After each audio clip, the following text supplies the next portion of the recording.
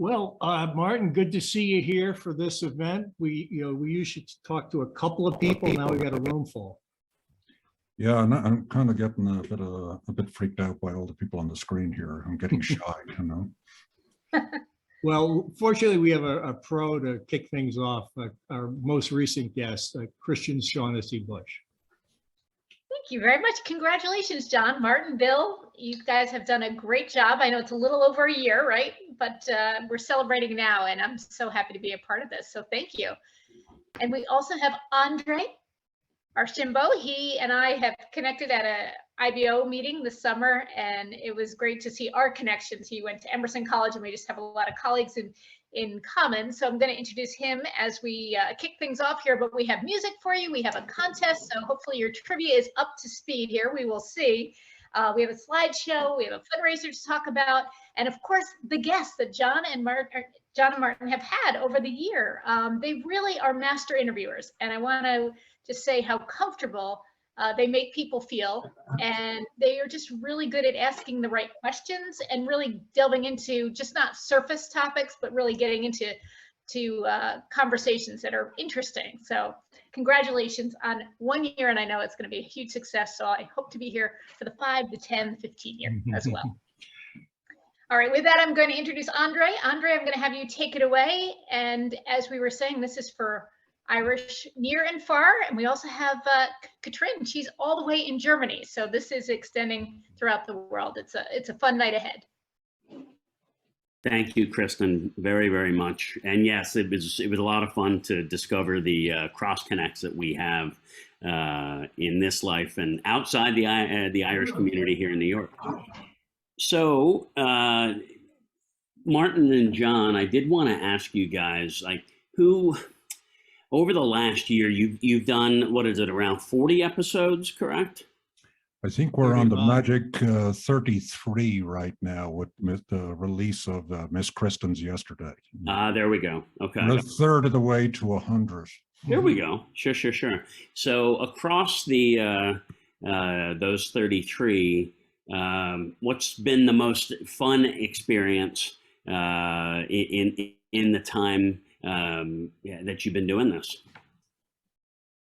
I don't want to say, show favoritism to one episode over another. Of course, whoever's on the screen, they're all the best episodes we've had. But I think for me, it's just, getting the chance to talk to people in so many interesting walks of life, so many different things. And, to sort of draw them out. And occasionally, I think we find people talking about things they may have never really talked about before. So I really enjoy that part of it. There's always some serious stuff we're touching on. There's always some fun as well. Yeah, I think what we usually find is, when we're talking to people and we'll listen to the audio afterwards and we'll kind of hear them say, oh, that was a moment where all of a sudden what you're trying to do is get people just to step away a little bit from, their standard answers. So if people have been interviewed a lot, they have a standard set of stories as we all do. And so the real challenge in doing this is kind of asking, that second or third question to kind of draw people out and get them to kind of really talk about something maybe they haven't really considered talking about. In terms of fun, I don't know. I've had a great time pretty much with freaking everybody. Now, it's really diverse. Yeah. So but it's kind of surprising. Occasionally, you make connections with people that you'd be surprised about. So to Kristen's point, we do have people tuning in from all over the world for this, and the Irish diaspora is just that. Whether it's, we all sort of know the U.S., Canada, Australia, etc. Those are sort of the first places that people think of when they think of the Irish diaspora. But where have you heard an interesting nugget out of one of the tales that you've been told in the past 14, 15 months? Nugget in what sense? In that sense, like, you had a particularly great conversation and something that surprised you maybe out of this. Well, I could jump in, like for one of the most international kinds of conversations we had with Kroveri Madhavan, who's on the call, who came to Ireland from India.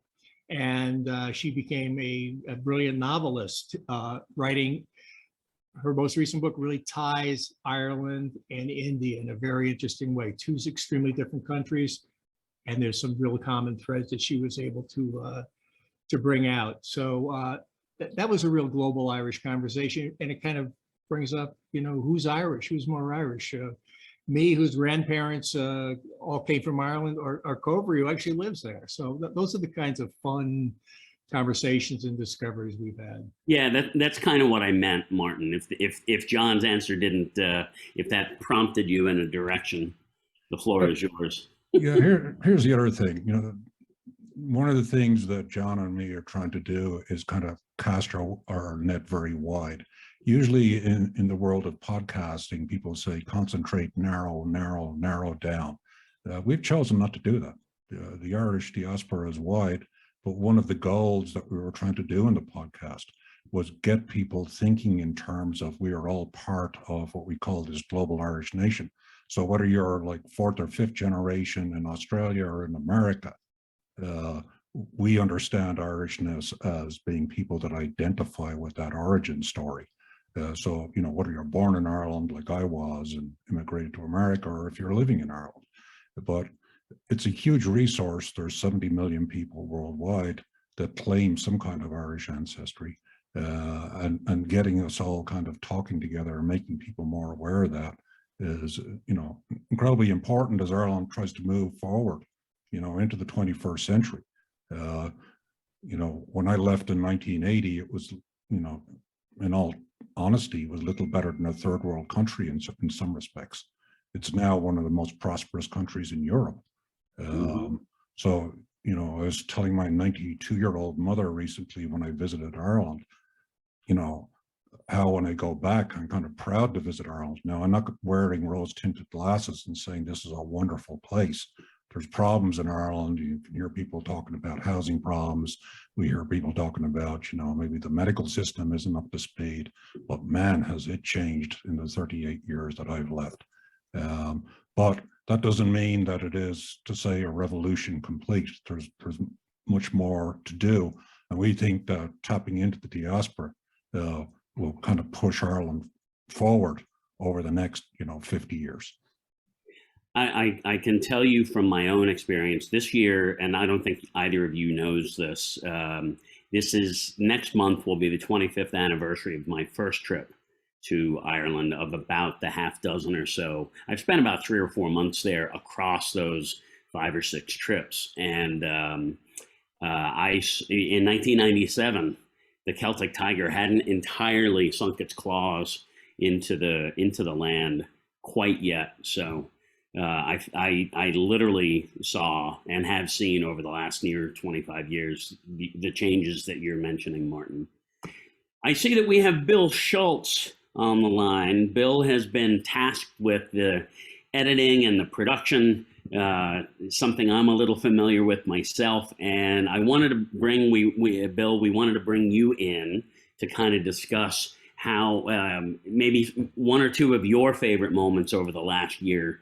And frankly, have these guys gotten better? I hope they have. Have they gotten better for you? Well, actually, I apologize for being late, first of all, which I find myself doing at just about every meeting I go to. Yeah, I think overall, I think the show has definitely gotten smoother from a technical standpoint, from an interview standpoint. I think the show sounds great. I think it's the topics are very interesting. I think if I wasn't editing it, I'd be listening to it anyway. So. Sure. I'd just like to say, André, if I could. Go ahead, John, sure. Bill actually knows what he's doing. He's a professional radio podcasting person. He works for some of the top podcasts in the country. He's taken us on as a mission of mercy. And he, besides the technical aspect, he's been kind of a guiding light. Hey, maybe you guys ought to think about this, or hey, maybe you should try this instead. Sure. No, of course. So Bill, to that end, what's your favorite sort of vignette of the last year or so, in not only in working with these guys, but also in how shows have come together. Having spent the first 10 years of my career in network news, I'm familiar with that sort of deadline approach to things. Well, I mean, once again, I think every episode has been interesting. The Aran Islands one really made me want to go there. Really transported me there. The current episode with Kristen Shaughnessy was one I found myself wanting to speak during. I actually wanted to be in the conversation. I'm like, oh, the conversation's already done. I'm just I'm here for post. But just so many great topics covered along the way. I mean, I think what's great about it is some of the topics are more political. Like the fact that it covers things that are both in Ireland and in the U.S. It's just so many different great perspectives for somebody like me who's 75% Irish and 25% Scottish. Despite the German name. 2% Germanic Europe. I don't know. Listen, you know my name. Before I throw it back to Kristen, I do want to say that Covery and myself have known each other on Twitter for probably 2 or 3 years, and we share a good amount of overlap there too. I don't think I went to college with any of the people like I did with Kristen's friends and colleagues, but nevertheless, I didn't want to miss the opportunity to say hello, Covery. And Andre, as you're about to bring Kristen back, I gave a terrible introduction to Kristen. She is a well-known New York newscaster for those of you who are outside of the tri-state area. Very accomplished and very familiar face on local TV news here. So I just wanted to indeed throw that. If you haven't downloaded the episode, do so now. We need the numbers. Yeah, but the numbers are good. The numbers are good. Numbers are good. Yeah. Fantastic. Kristen, take it away. All right. Well, we're going to have some music a little bit, but I want to thank Bill for those kind words. That was really nice. Martin and John both got a bit of a panicked email from me yesterday saying, I'm sorry I was not a very good interviewee because they're such master interviewers. So I really appreciated their questions and also reassuring me that it was okay, that I didn't completely embarrass myself. So I appreciate that. We are going to introduce Rosa right now, right? Is that right? That's where we're at here. Yeah. And Rosa she's got an album coming out in May. So you're all going to want to take a look at that when it comes out. It is called World Still Blue. And there's a song on there and it's called Deciding to Change. Now, if you don't know Rosa, she's Martin's niece, but she is also, she's the one who composed and put together the music for the Irish Stew podcast, which I really like. So with that, I will have Rosa take it away. Thanks, Kristen. Thanks so much. I'm actually in true Irish form, just going to swap a hot water bottle for my guitar. One second.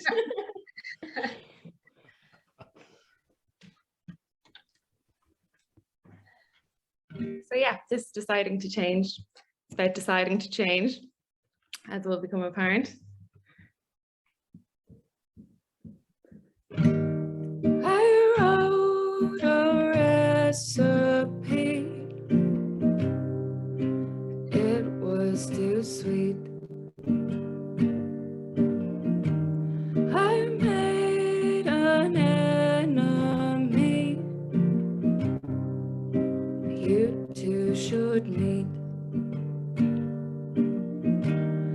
I bought myself sunflowers. I put them in the vase that you had to super glue when I wasn't in the house.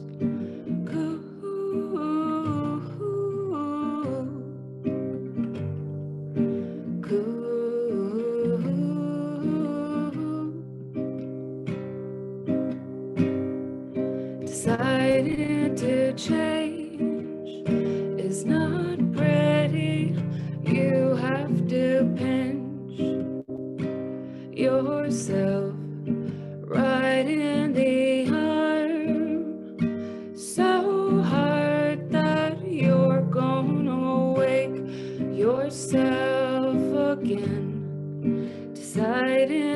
to change is not pretty.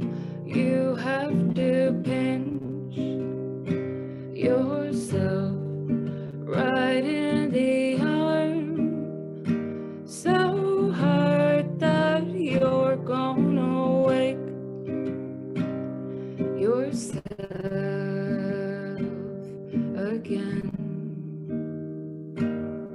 again, again, and again. I feel so many things, they're blocking the sink. The neighbors sure are sound, but what must they think?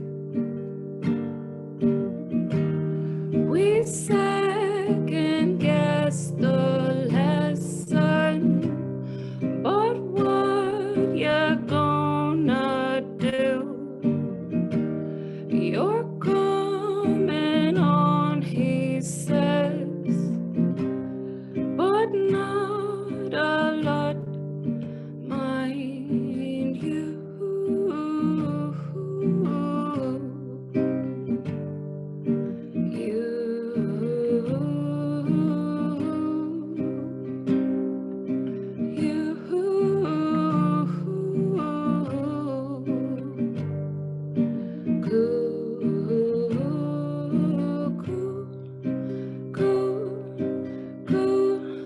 Deciding to change is not pretty. You have to pinch yourself right in the arm, so hard that you're gonna wake yourself again. Deciding to change is not pretty.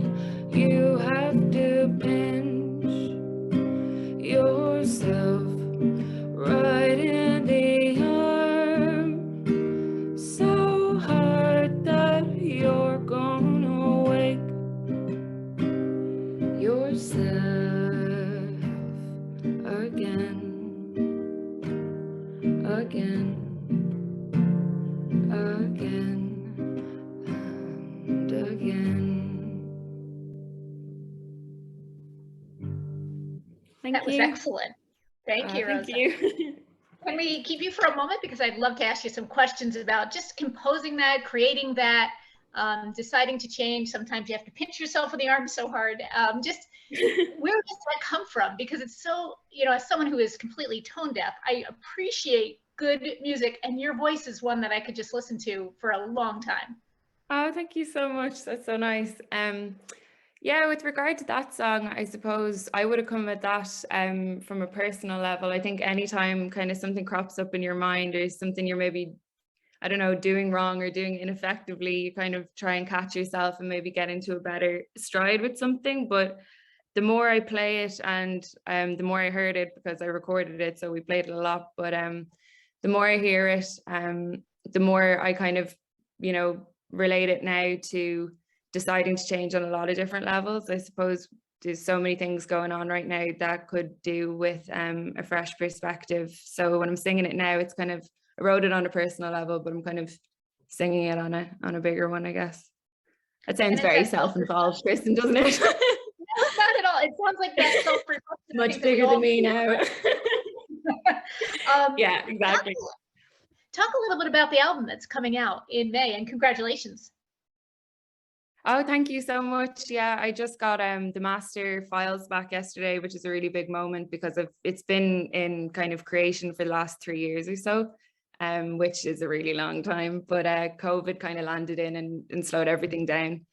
But yeah, it's a semi-live record, so it was recorded in a room with a band for the most part, with then kind of additional vocals and things layered on top. But most of the takes, all of the takes are live takes with kind of supplemental instrumentation and maybe some vocal corrections if I didn't nail it in the take. And yeah, it's an album basically, World Still Blue. The idea behind it is that kind of no matter how desperate or chaotic or bad things seem, if you pan out far enough, the earth is still blue and full of potential and possibility. So yeah, the whole album kind of takes place on a personal level, but the messages in the songs are kind of supposed to be broad enough to take in that kind of thing.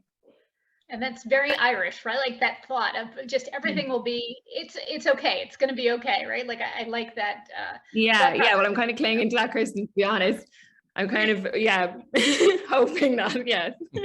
Now, when you were doing this album, your Uncle Martin calls you up and says, hey, we're doing a podcast and I need someone to create music, which I love the music on the podcast. So can you talk about that process? Yeah, absolutely. So Martin kind of told me what they're doing, and congratulations, Martin and John and Bill, amazing work. I love the podcast. But he was just basically telling me the concept of bringing, Irish voices together essentially through interviews. And we kind of had a back and forth about what would be nice messaging within the music for the podcast. So it's Ilan Mór Down Beag, so big island, small world, to talk about the kind of connectivity that the Irish diaspora has. And then we popped in a saying Níneart go cur le céile, which means there is strength in unity, essentially. So we did that, and I recorded it with two of the musicians who are on my album. So we did it in an afternoon, but it came together really quickly. It was just a fun idea, and I'm still really happy with it, which is not always the case with things in retrospect. But I love hearing it chime on when I listen to podcasts. So yeah, delighted it's there. When I listen to a podcast, the music usually catches me, right? Because it's usually right at the beginning and then it goes throughout, and yours is great. Like it keeps you wanting to listen, and then you wait for the voice, and it's wonderful. So, and Bill does a nice job, layering that in too. Thank you so much. Nice. Yeah. Thank you. Best of luck with the album. We will all be listening when this comes out in May, and thanks for singing for us tonight. Not at all. Thank you so much.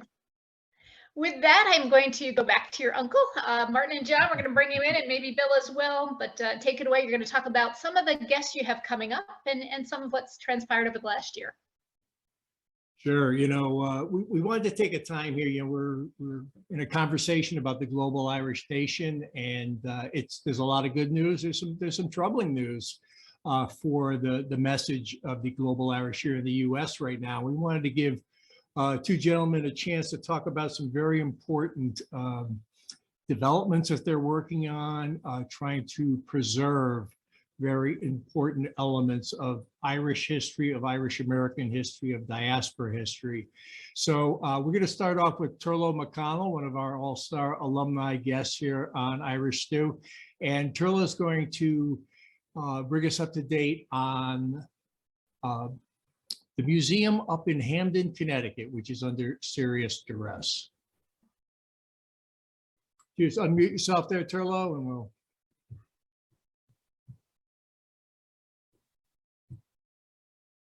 Turlough, would you unmute? There we go. Oh. Got it. Got it. All right. Happy birthday, guys. And great to be on your show again. And I was just thinking, I was thinking of the word stew, Irish stew. We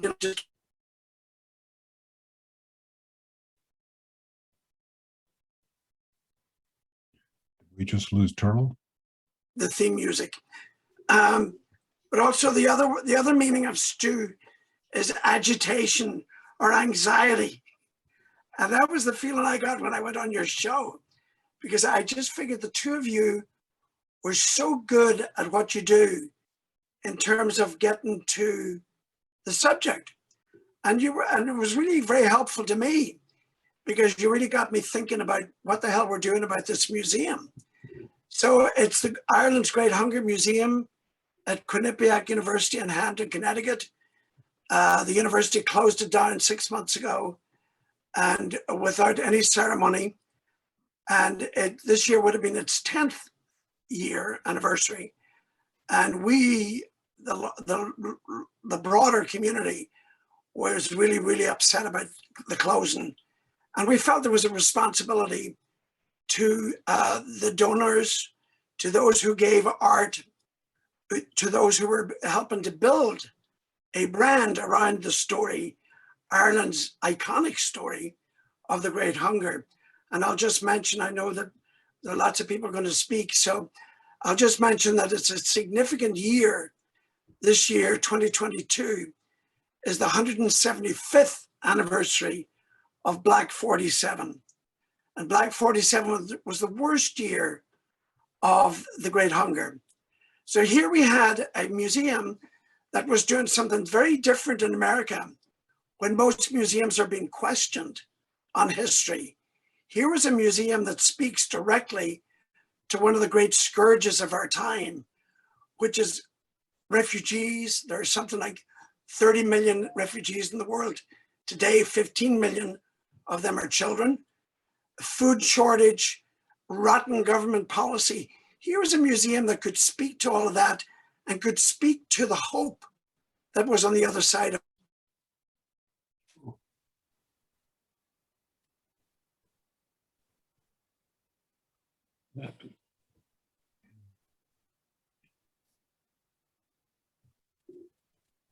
I think we just lost Turlough's sound.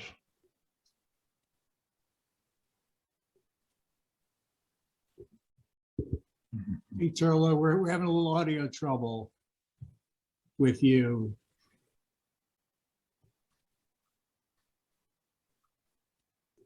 You know, maybe, hey, Turlough?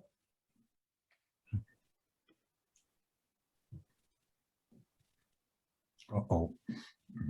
You know, I think. Looks like he might not hear us either, so. Yeah, so let's maybe we could move to Brian at this point and get back to Turlough. You want to take that away, Martin? Yeah, I'd like to introduce Brian McCabe, who is a friend. I've known Brian for probably 5 years or so. Back when I decided to become more involved in Irish community activities in New York, and he very kindly invited me to join the American Irish Historical Society, where he was serving as chairman. Subsequently, if you've been following the news of the American Irish Historic Society in New York media and actually in broader media, things have deteriorated there. Let's say the institution is not following its obligations in telling the story of Ireland. And Brian himself, because he tried to reform the institution, was unceremoniously removed. But I'll leave him tell that story a little bit. But Brian is an ex-NYPD homicide investigator, so he's a serious dude, so don't get in his wrong side. And I'd like to thank him for coming on Irish Stew and giving us an update on the current state of play with the American Irish Historic Society. So with that, take it away, please, Brian. Very kind of you, Martin. There's nothing to fear if any of us, I'll be honest with you. We are here to serve the people. Martin and John, thank you for inviting me on, and congratulations on your anniversary. And I apologize for not have taken advantage of your open invitation earlier. I'm very glad to join you all now. Rosa, what lovely music. Thank you for opening this with that. And I'm very happy to see some old friends here, Paul and Maureen, Turlough, and also I hope new friends as well. Martin has been very aware and very supportive of our campaign to reform and renew the American Irish Historical Society, which, if its mission were to be fulfilled, is essential to an understanding of the diaspora, of the Irish experience in this country, and the great contributions that they made, but also how it relates to others who have come subsequent to the Irish, and how that the Irish experience is one that can be shared, and that other immigrant groups can be appreciative of it and see it kind of as a beacon to hope. And with that being kind of our ethos, it was troubling and disturbing to find out that the mission was not being fulfilled. And I won't get into personalities or issues of that kind, but suffice it to say that certain questions were raised. This struggle has been going on now for 3 years. A really ham-fisted attempt to sell this precious building at 991 Fifth Avenue was started almost a year ago. That got a lot of focus, but we had been dealing with how we were to reform and renew the society and get it rededicated to its mission. And its mission is, frankly, that the world should know. It's the motto of the society, and it's that it should know the contributions of our collective heritage. So when we did find that out and started asking uncomfortable questions, myself and two colleagues, Jim Normile, former President General, and Sophie Colgan, my dear friend, who is she was the coordinator of events, marketing and events, and she did a phenomenal job. Martin was an advisor on her success in the city. She was getting young people in there with our support and encouragement, and we started throwing open the doors to an institution that for very long had kind of been behind the lace curtain and the iron door, where many people, millions of people, frankly, without hyperbole, had marched past that building over the course of years in the St. Patrick's Day parade. And it was always a beacon of hope. It was always a magnificent edifice that would inspire people outside. Yet at the same time, many of the marchers, particularly the working class, they felt that they didn't have an opportunity or they weren't welcome in the organization. We set about to change that. And as happened in the past with others in leadership positions, once those uncomfortable questions about governance, about finance, and about the integrity of the great and incredibly priceless collection, those questions were being asked, they were shown the door. And when that came to us, I wouldn't say it was unceremonious. There was quite a bit of ceremony, and the reality that it's not going to be this time. That there are three people united in a cause to really shed light on what had been a dark place for a long time, and to enlist the public's attention to this.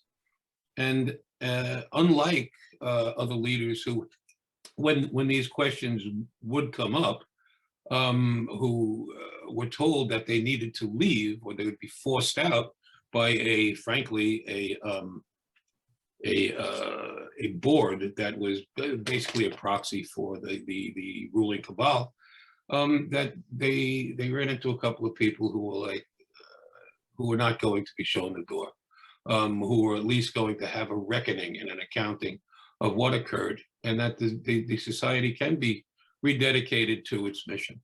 And that occurred a number of years ago, and it's still processing through the Attorney General's office. So I'm in contact with on a regular basis. Of course, as professionals, they don't share much detailed information, but everything that I do know about it is very encouraging about where we are going, and that I fully expect to see some significant announcements or progress early in this year. And one of the great things that happened was just one miscalculation after the other about this proprietary nature of this society that, from my perspective, when I first got involved in it, was actually a steward for our shared history in this country and an example to others. There was a stewardship involved, not a proprietary nature. It wasn't something that any number of people, a small group of people, owned for their use, but it was something that was held in trust for the Irish throughout the world. That's how we approach this issue. and we continue to. But the miscalculations that were made that got us to the situation where we are now, where there's an adjudication going on, there are many people involved, resulted last year, almost a year ago, in an attempt to sell this building, which is a lovely building and it is very, very valuable in and of itself. But as a symbol to our people and to others, it's worth so much more than its real estate value would indicate. Now, as you know, a building, a Beaux Arts building across the street from the Metropolitan Museum would be significant, have a significant value, but it's also symbolic in a way.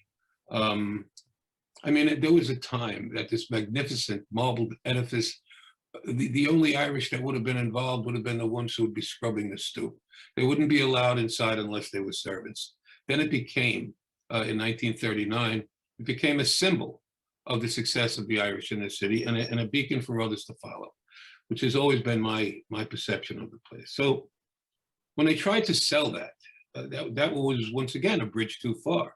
And we were able to mobilize, John was one of the signatories, a cross-section of people from throughout our community, academics, labor leaders, creative artists, organizational leaders, national and international. And we were able to mobilize that, and we got the attention, despite the fact that they were working behind the scenes all along, but we got the attention of our Attorney General, Letitia James, who made a announcement last St. Patrick's Day that this was fully on her radar and that she was going to commit to a full airing of the issues that we had raised. There are still questions that have yet to be answered. There is still a process to follow, but I believe we're getting close to some type of resolution, and we're very encouraged by that. Another thing we were able to do that shocked many people was that we enlisted the attention and the support of thousands, of almost 40,000 people in a petition to stop the sale. And stopping the sale is the first aspect of this, and that was successful. That was successful back then when we first raised our voice. As Turlough, my friend, says, you know, that little bit of turmoil is good, you know. But in addition to that, that's to stop the bleed, all right? And then to heal a place, it requires more. And that requires a full, transparent, a reflective board, not an epitistic one, a board that shows the full breadth and scope of the people in our community, and financial disclosures, and also an accounting for and the integrity of that collection, that priceless collection. Turlough had mentioned the 175th anniversary, and he's so right in how it's important to be aware of the river that we come from that constantly flows. 175 years ago, the depths of the Great Hunger on Gorta Moor that drove many people here who maintained a connection to Ireland. My own people, or part of my own crowd, involved famine immigrants who fought in the American Civil War. These are essential items that we carry through generation to generation. So it's 175 years ago that occurred. 125 years ago. This 2022 is the 125th anniversary of the American Irish Historical Society. It's the oldest such Irish organization, Irish American organization in the country. We also have the 100th anniversary of what is good on one hand, which was the founding of the Irish state in 1922, but also it solidified the statelet of Northern Ireland, where there is still issues that need to be addressed. That's 100 years ago. And I'll be traveling to Ireland next week. I'll be in Dublin, Belfast, and then to Derry for what is the 50th anniversary of Bloody Sunday in Derry. So 2022 is a year of great focus on our history, our present, and where we're going to go in the future. And from my perspective, this 125th year of the American Irish Historical Society is the year that I'm confident we will reclaim it for the people for whom its mission says it is devoted. So, thanks. Thank you. Thank you for that, Brian. Much appreciated. Yeah, and I'll apologize, Turlough, for knocking you off there. I think we had these fancy graphics to put up, and I think when I did that, we lost your audio. So let's hope we get it back. If you could unmute yourself and follow up on some, I'm sure some similar ground to what Brian presented for us. Yeah. I was just with my 5-year-old granddaughter in the park, and her mother, and my granddaughter was telling me a story, and I sort of got distracted and started talking to her mother. And my 5-year-old granddaughter says, "Granddad, mute yourself," in real life. But, you know, I'm a great believer in divine editing all across the board. I think Brian has touched on, I came back into the program and I could hear you, Brian. And I think you touch on the central issues of being shut down and refusing to be shut down. We don't get shut down easily. And then creating a way to come forward as you've done. And I don't know if you heard me, if it was before I lost the audio, but I had attributed to you, Brian, that it was because you went out to the Attorney General for the American Irish Historic Society. We went after Connecticut's Attorney General to stop the sale of the artifacts. So I won't go into all of that because Brian.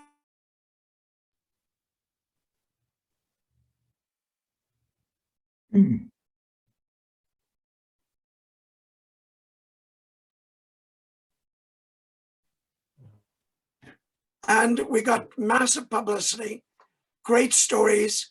We have a website, if anybody's interested, www.saveiGHM.org. That's the Irish Great Hunger Memorial Museum. But anyway, the point that I wanted to make just in my minutes here is I want to talk about the artwork that's in the museum. The museum is filled with beautiful artwork, not only from great Irish artists of the past, but contemporary artists. And when I talk about contemporary artists, I mean not just painters and sculptors, although there are many.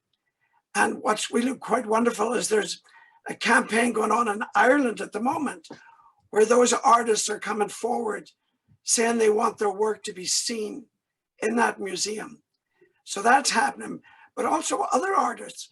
And I would put scholars in there as well, historians and musicians, just like Rosa there, musicians coming, and I'm thinking of Declan O'Rourke, people who are contemporary artists speaking about this great history of Ireland, and not only of Ireland, but of America. You know, when the museum was shut down, people said, "Oh, why don't they just move it to Ireland?" This is not about Ireland. This is about America. You know, this is about when Irish America began, really. There was an earlier iteration of it, but it wasn't until that famine immigration that really shaped America's cities.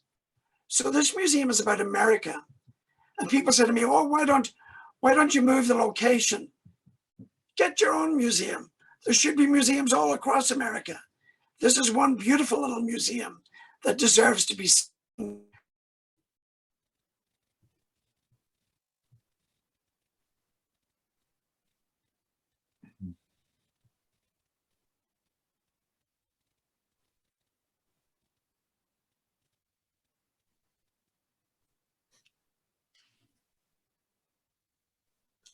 Beauty.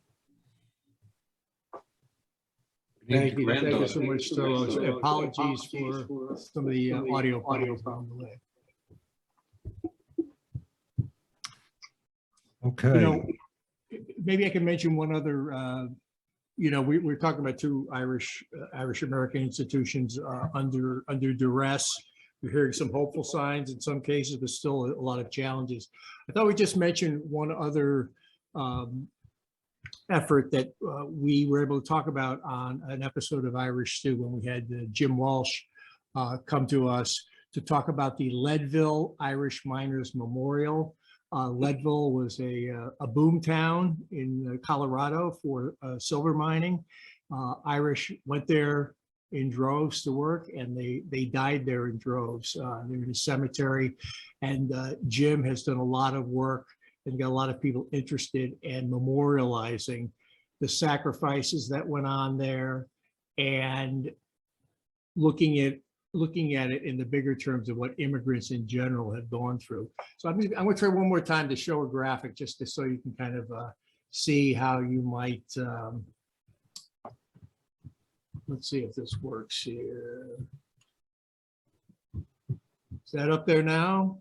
Yep. Yes. So it's the Leadville Irish Miners Memorial. It's a very kind of a chilling place that it's in the middle of, where you see these sunken graves of the thousands of Irish miners.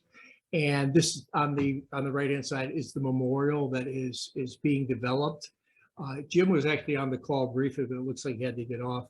And you can donate. You can learn more and donate at irishnetworkco.com. That's the Irish Network of Colorado. So good to see this global, like Turlough said, there should be museums everywhere. And here's one of them. So we just wanted to kind of give an acknowledgement of this great effort as well. Oh, by the way, is Turlough's, Turlough was just speaking of. And there's the American Irish Historical Society. And sorry I wasn't able to show these sooner. All right. It is that time, John. Yeah, I thought we were going to change the mood a little bit. Yes, it is trivia time, people. And John and I have put together some questions for faithful listeners for the podcast. But before we do that, we want to let you know that there is a prize for this. So this is meaningful. John's going to demonstrate his Christmas present given to him by his lovely wife, Loretta. You can kind of see it a little bit, posting in and out, but it's so big, I think it's taken the 10 whole, pounds. yeah. So what we're done about here is the Coastal Atlas of Ireland, which is a new publication that came out last year. It won an On Post award. I can't remember exactly what the award was, but like the best Irish publication, I believe. That is the grand prize. And we also have some runner-up prizes, courtesy of Covery Madavan, whose novel that we mentioned a little earlier, The Tainted, which John is doing his Vanna White on. And Covery will send to your address a signed copy of that. So what we'll do is we'll kick off questions. So let's see, can you explain the rules here, John? What do we do? Basically it's you use the chat room function, and whoever has the right answer first to the question wins that round. Mm-hmm. And then if we need a tiebreaker at the end, we'll go to that. Okay. So I'm just sending a message to the chat room just in case people weren't paying attention. So it's the first person to answer the question. And are you kicking off with the first one, John? Why don't you kick it off? There we go. Yeah, why don't you kick it off? Okay, let's do this one. Which Irish Stew guest wrote the play Brendan at the Chelsea? We have a winner. Oh, we have a winner. That's Doug Devaney. I'm not sure. Devaney, is that you go that way? Yep. Makes the first round. All right. Yeah, she was one of my guests too. Okay, so There you I'll go with Irish Stew guest Paul Finnegan, and bitter crosstown rival for podcasting supremacy. Said he traded one great city for another when he moved from Galway City to New York City. But where was Paul really born? Yes, I think André has this, Phoenix, and he very smartly went with the abbreviation. So Phoenix, Arizona. Okay. Question number 3. Recent guest Jennifer Pettoff works for what major tech company in Dublin?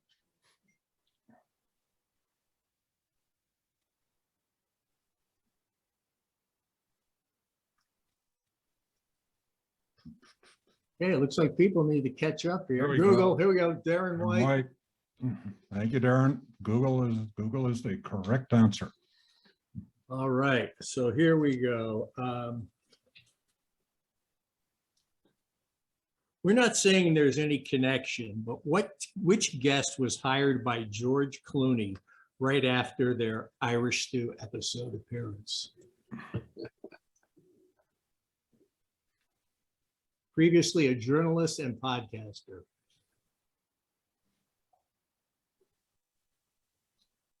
That was Shaughnessy, who signed on as the Director of Communications and Media for the Clooney Foundation for Justice. That means we're one step closer to having George Clooney on the show.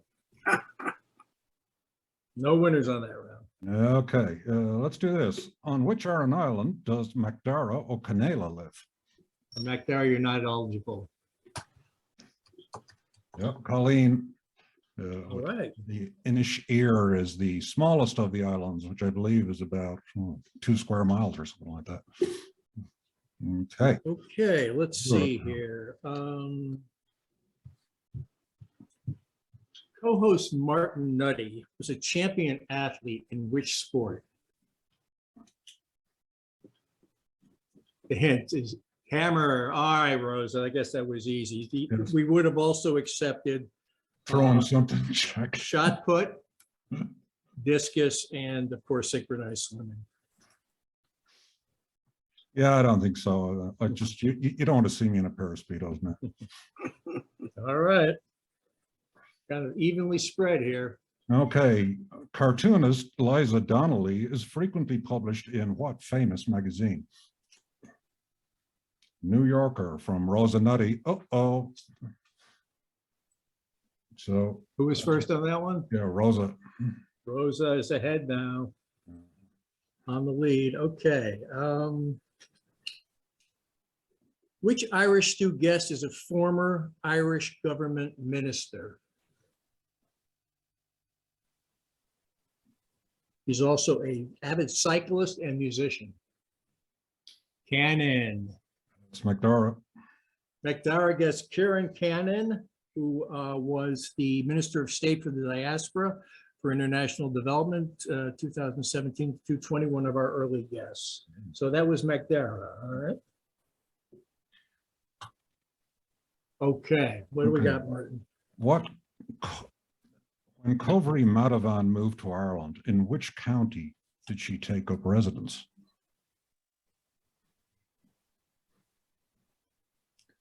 There's only 32 of them, folks. You can start guessing. So we got, who is? Claire. Oh, hold on. McDara got it with Sligo. Was he first? Yep. Okay. Let's see what we got next here.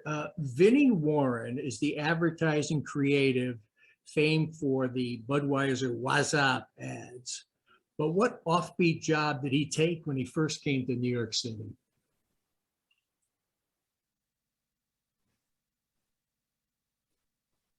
And the hint would be, he spent a lot of time in Central Park. That's Paul Finnegan, horse carriage driver. There you go. Oh, see, Okay. Why don't we do 2 more each, John? yes. Down a brass tacks here. Yep. Michael Dowling, CEO of Northwell Health, played for which county hurling team? Limerick is correct, and that is Paul Finnegan again. Oh boy.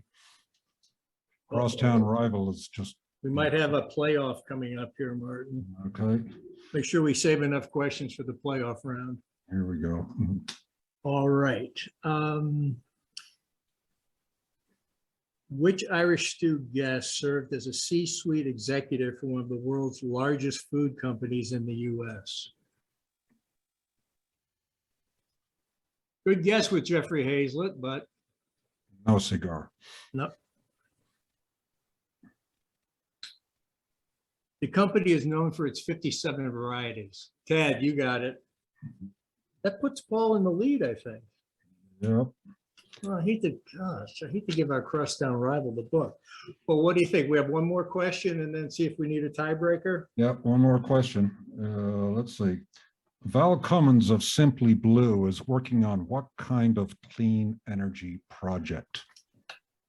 The type of energy. Wind is correct from McDara.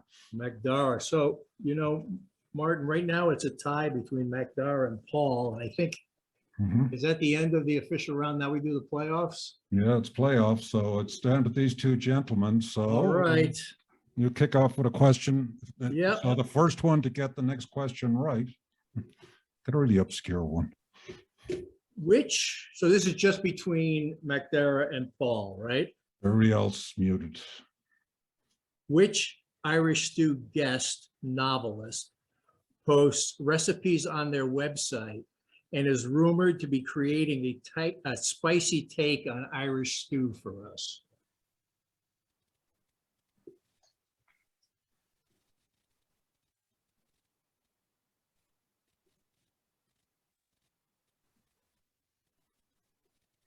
Spices were not readily available where this guest was living.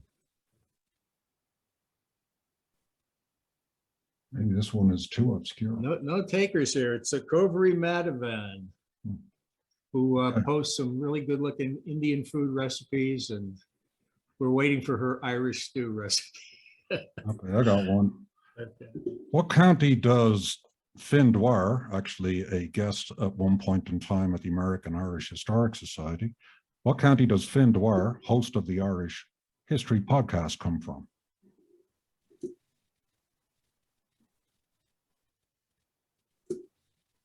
Guesses here. Dublin and Kildare, both of which are wrong. Okay. You got any questions left, John? I think I have two more. Okay, go ahead. Which Irish stew guest has barbed wire tattooed on his wrist?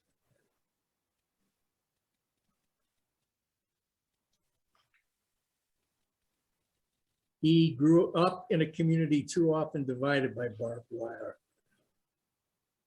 McDara says Tyrone Fellow, which is technically is the right location. Okay. Yeah, And somebody else has delivered a first name but not a last name. So I'm not judges, sure. yeah, I think we have to keep. What's the last question? Do you have anything left, Martin? Yeah, I've got one more. Yep. Sorry, gentlemen, you only get one stab at these questions, so partial answers are not acceptable. Circa Dlaken made a film called Passing It On that featured the story of which GAA team? This one's really obscure.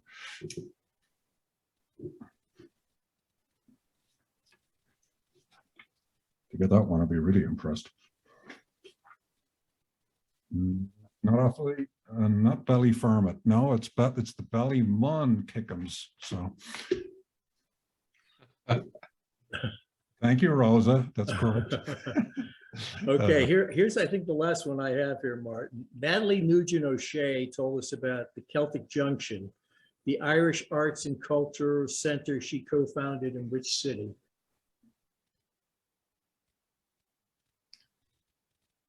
McDara says Minneapolis. That is not correct. But judges, I think okay, there you go, McDara. No, he said, okay. But he couldn't say Paul. He beat Paul Finnegan. Okay. So congratulations, Mr. McDara. You're going to love this book, McDara. You're going to spend hours and hours going through this. It's 900 pages. It's 10 pounds. It's really an amazing book. And I think it deserves a place on the Rocky Mountain Land Library, even though it's about the coast. And for runner-up prize, Well, I guess Paul, huh? Paul says he wanted Covery's novel more. There you go. So Covery, we will get you Paul's address. And then Do we have one more? I think the next highest vote count was Rosa. Okay, So there you go. there we go. So thank you, everybody, for playing. I'm surprised actually people knew as many answers as we. Thanks for playing along at home. Okay. So what's up now, John? What do we got? Yeah, I think we're kind of wrapping this thing up here, Martin. Let's see, where's the old, I think it's just time for us to, Well, we're going to talk about the famous contest. yeah. Let me Okay, so big announcement. We're going to be plugging this over the next few weeks. We have a contest which we are calling Show Me the Face of Seamus Plug. Okay, now, anybody that listens to our podcast, at the end of the podcast, originally when we launched it, asked our guests to give a shameless plug for whatever that they were particularly involved in and wanted to talk about, et cetera, et cetera. On one episode, instead of calling it the shameless plug, I called it the Seamus plug, and it has stuck ever since then. So now, Seamus plug, we figure, is somebody who needs a face, and he's now the mascot of the podcast. This will not be Bill Schultz's dog, who's also called Seamus. Although. But so what we're telling people to do is up to you to come up with the concept, listen to a couple of episodes, understand what the Seamus plug is. Now, to make this all worthwhile and to indicate we're serious about this, we have a $500 prize. Submissions will be going to irishstewpodcast@gmail.com, one entry per person, and you dazzle us with whatever ideas you can come up with. And what we'd love for you all to do is, once we start plugging this on our social media, is that you share it wide and far. We want Seamus Plug to be really well known. Probably want Irish Stew to be better known, but maybe Seamus Plug will become the star of the show. So more on that upcoming. I hope if you've got people that are into art in your life, encourage them to participate. Up to you to define exactly what that's meant to look like. Dazzle us with your artistic expertise. And I don't think Bill's dog is necessarily disqualified. We have a very open view as to. He was actually here he's been here for the whole meeting, like sitting at my feet. And as soon as this became the topic, he got up and left the room. And here's a picture of him though. I'm going to see, that's Seamus. That's Seamus the Labradoodle. Hey, I think it's time we start thanking some people. Really want to thank André and Kristen for, two people who know what they're doing, for helping us out here and putting a professional stamp on what we're doing. And of course, Bill Schultz as well.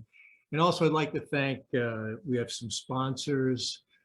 Colleen of OMR has been a great sponsor of ours, and really recommend you check out what she's up to. Terrific stuff. And we have the Irish Heritage Tree Program. Is a great way to have a different type of gift for somebody, want to kind of memorialize them in some way. They've been a good sponsor. And Murph Guide, the guide to what's going on in New York City, has been a long-term sponsor. All the guests, we could do without you, and of course we're really there for the listeners and building the community and seeing where it goes next. Martin? Yeah, I just think at this point it would be nice, if anybody's got a couple of questions, you can hop them in the chat window or just unmute yourself and feel free to ask, and we'll tell you what's coming up. But yeah. I could mention some of the things that are, we've 33 episodes, where we got several more in the queue. We'll be talking to the Epic Museum, the Irish Emigration Museum, the CEO and the historian. So that's the CEO, Patrick Green, and the historian, Morris Casey, I believe. They will be in the next episode. Really good museum that really placed our sweet spot. Gregory Harrington, the fantastic Irish violinist who's played in both Carnegie Hall and Lambeau Field. Really good conversation. He's doing some very good stuff right now, and he did some really nice work, you know, managing things during the pandemic. And then we have an astronaut, Caddy Coleman, who will be joining us, who has played the Irish flute, the Irish tin whistle of Paddy Maloney in the International Space Station. So she's going to be coming our way. And then just today, we confirmed Dan Mulhall, the ambassador of Ireland to the US, who's just published a book about Ulysses. So that'll pretty much round out our season, don't you think, Martin? Yeah, it'll take us right up to St. Patrick's Day, and actually I'm working on a couple of bonus episodes. So we're going to make it a St. Patrick week. We're going to do what we call some check-in episodes. So with past guests who maybe have something that they want to tell us about, or we want to talk to them about a particular subject. So keep your ears peeled for that. But thank you all for coming this evening. I hope you found it interesting, informative. Appreciate all your support. Follow us on Twitter, follow us on Facebook. Your feedback is always welcome. So don't be shy about, telling us when we screw up or, when we do a good job. We want to build a kind of a community, and we hope we've at least entertained or informed some of the time. So thank you again. Martin, do we have one more our exit feature? Yeah, I was just thinking, before one of our guests, Alison McKenna, is a very talented actor, but also does some voiceover work. And we have a whole bunch of poetry. Periodically, Alison will give us a nice recitation. So this particular one is a poem by Francis Ledwidge, who is a Meath poet who died tragically in World War I, just short of his 30th birthday. And he wrote this poem when he was just 16 years old. And I thought it was appropriate for this particular event, because he kind of talks about leaving home, and he went to work in Dublin and he was missing his Slane home, which is a beautiful village in County Meath. So I'm going to play this, and this is Alison McKenna reciting it. Put together, some graphics on this, and just bring that screen up. Hopefully you can see that, and let's play it. Behind the closed eye, I walk the old frequented ways that wind around the tangled braes. I live again the sunny days ere I the city knew, and scenes of old again are born, the woodbine lassoing the thorn, and drooping Ruth-like in the corn the poppies weep the dew. Above me in their 100 schools the magpies bend their young to rules, and like an apron full of jewels the dewy cobweb swings. And frisking in the stream below the troutlets make the circles flow, and the hungry crane doth watch them grow as a smoker does his rings. Above me smokes the little town with its whitewashed walls and roofs of brown, and its octagon spire toned smoothly down as the holy mines within. And wondrous impudently sweet, half of impassion, half conceit, the blackbird calls adown the street like the piper of Hamelin. I hear him, and I feel the lure drawing me back to the homely moor. I'll go and close the mountain's door on the city's strife and din.